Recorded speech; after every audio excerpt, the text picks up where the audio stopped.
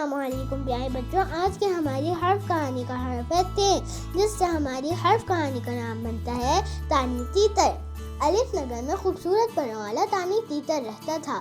اس کا گھر تالاب کے پاس ایک جھاڑی میں تھا۔ صبح سویرے تانی تیتر جھاڑی سے نکل کر اپنی میٹھی آواز میں گیت گاتا، لیکن طوطی آواز کی وجہ سے الف نگر کے جانور اس کا گیت سنتے ہی ہنستے اور اس کا مذاق اڑاتے۔ ایک صبح تانی تیتر اپنے گھونسلے سے نکلا تو اس نے درخت کے تنے پر اشتہار لگا دیکھا۔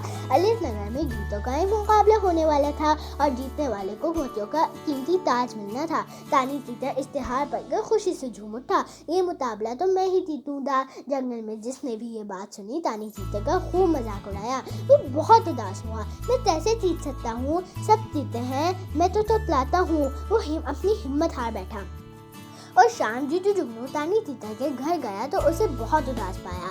بھائی تیتر، تم کیوں منہ لٹکائے بیٹھے ہو؟ جوجو نے پوچھا۔ تانی تیتر نے اسے اپنا سارا مسئلہ بتایا۔ دیکھو، تم خوب تیاری کرو اور اس مقابلے میں ضرور حصہ لو۔ جوجو نے تانی تیتر کی ہمت بڑھائی، لیکن سب مجھ پر ہنسے دے۔ تانی تیتر جھجکتے ہوئے بولا، تو ہنسنے دو، اگر ایسے ہی ڈرتے رہو گے تو ساری عمر تتلاتے رہو گے۔ تمہیں یہ مقابلہ جیت کر دکھانا ہے۔ جوجو نے اسے خوب حوصلہ دیا۔ یہ بات تانی تیتر کے سمجھ میں آ گئی۔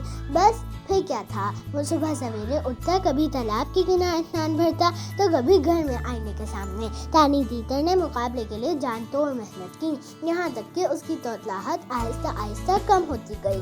آخرکار انتظار ختم ہوا اور مقابلے کا دن آ گیا۔ جب گیت گانے کے لیے تانی تیتر کا نام پکارا گیا تو الف نگر کے سارے جانور اپنے منہ پر ہاتھ رکھ کر ہنسنے کے لیے تیار ہو گئے۔ سب سمجھ رہے تھے کہ تانی تیتر گانے گاتے ہوئے تتلائے گا، مگر یہ کیا ہوا؟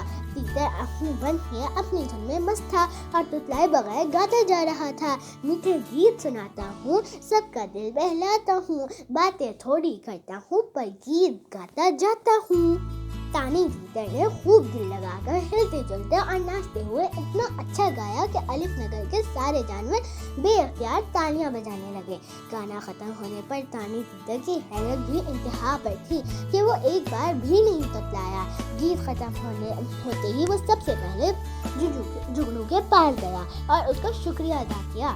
جوجو بھائی، تم میری ہمت نہ بندھاتے تو میں تبھی اتنا بہترین نہ گا پاتا۔ تانی تیتر کی تتلاہٹ دوبارہ واپس آ گئی تھی، لیکن اب کوئی بھی اس پر ہنس نہیں رہا تھا۔ اس سال گیتوں کا مقابلہ تانی تیتر نے جیتا تھا، اور ہاں، اس کے ساتھ موتیوں کا وہ قیمتی تاج بھی جو اس کے سر پر اینک والے الو نے رکھا تھا۔ یہاں تک ہماری کہانی ختم ہوتی ہے، اور اب ہماری ملاقات چھوٹی موٹی کہانیوں میں نئے حرف کے ساتھ ہوگی۔